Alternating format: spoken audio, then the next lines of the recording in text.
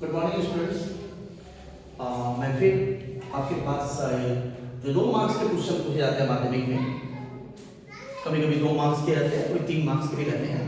जैसे भारत सभा के स्थापना के कोई 2 कारण बता रहे हैं।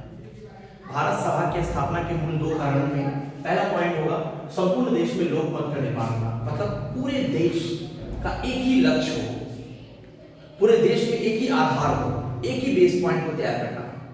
पहला था कि British government British east India company को पूरे देश से सफाया करना, जिसको लेकर के सभी लोगों में जनमत को पैदा करना था और सभी लोगों में जाति धर्म समाज वर्ण के से बाहर निकलकर एक मत को तैयार करना कि हमारा मूल उद्देश्य क्या होना चाहिए, जिसको लेकर के सबसे पहले संपूर्ण देश में लोकमत का निर्माण करना सबसे पहला उद्देश्य था।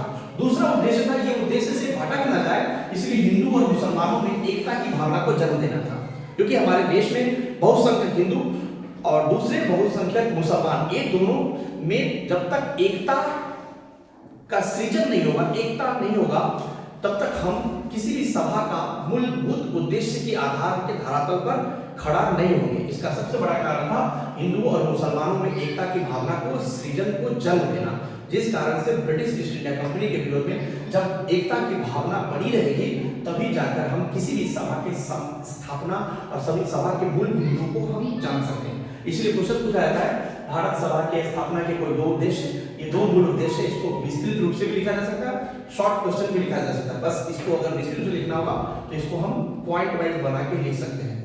ठीक है, ये बहुत इंपॉर्टेंट क्वेश्चन टॉपिक में से एक है। ठीक है, लगे रहिए और देखते रहिए हमारा YouTube चैनल।